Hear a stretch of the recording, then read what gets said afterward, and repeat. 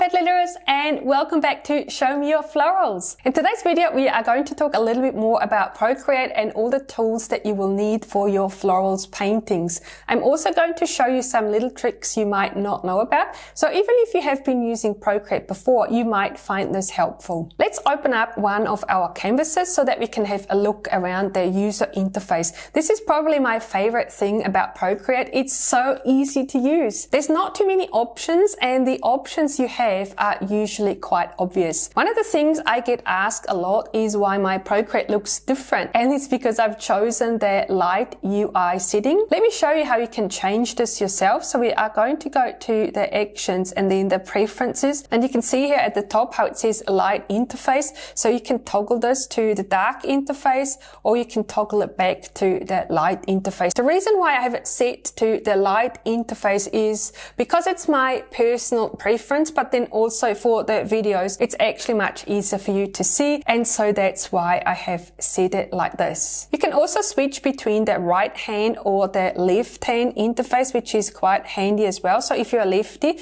then you might like to have your controls here on the right side. But because I'm right-handed, I like having the controls here on the left side. And then this setting here where it says edit pressure curve, this lets you adjust your Apple Pencil pressure settings. This is not required for painting florals, but if you would like to learn more about these, I actually have another video where I'm going into much more detail about how you can change the Apple Pencil pressure curve, and I will leave a link in the description box of this video. And then next up we have gesture controls, and you can see there's so many different settings that you can try out, but don't worry, you don't need to know them all. I have just a few that I would like to show you that I personally find very useful. The first one here is disable touch actions, and I very much recommend that you turn this on because it means you don't accidentally draw on the iPad with your fingers. You can only draw with the Apple Pencil. If you find that your palm rejection doesn't work well enough, then definitely turn on this setting here. And then another setting I find quite useful is in the copy and paste menu, especially if you have an Apple Pencil 2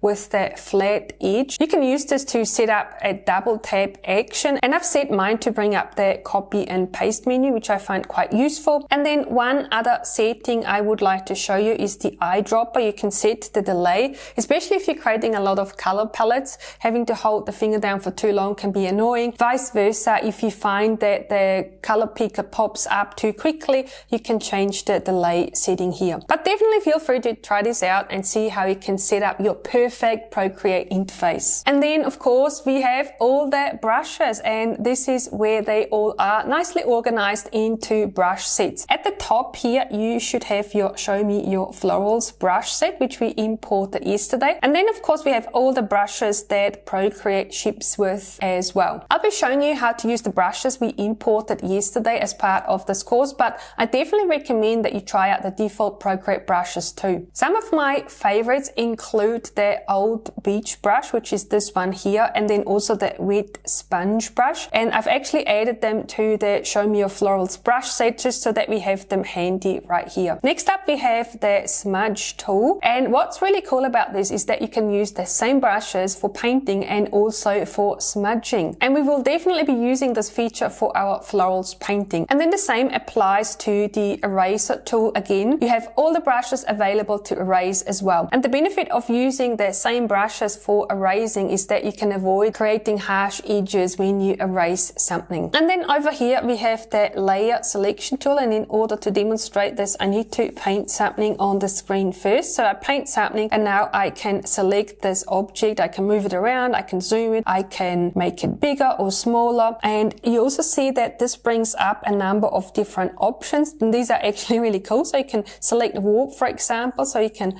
completely warp this shape and make it a different shape if you would like to. And then next up here we have the freehand selection tool, and this lets you mark parts of your layer and then make a selection from that. So if I wanted to cut out this part of my shape, I can go copy and paste, and now this is going to be put on a new layer, and so I can cut things out if I want to. Really handy to know as well. This is all you will need to know about Procreate in order to paint florals. Your homework for today is to try out some of the default Procreate brushes with both the brush and the smudge tool to see the difference, and then also to try the brushes at different sizes sizes. You can change the brush size here and then the opacity here. So I would like you to try this out to familiarize yourself with these options. Have fun with this little exercise, and then I will see you in the next video.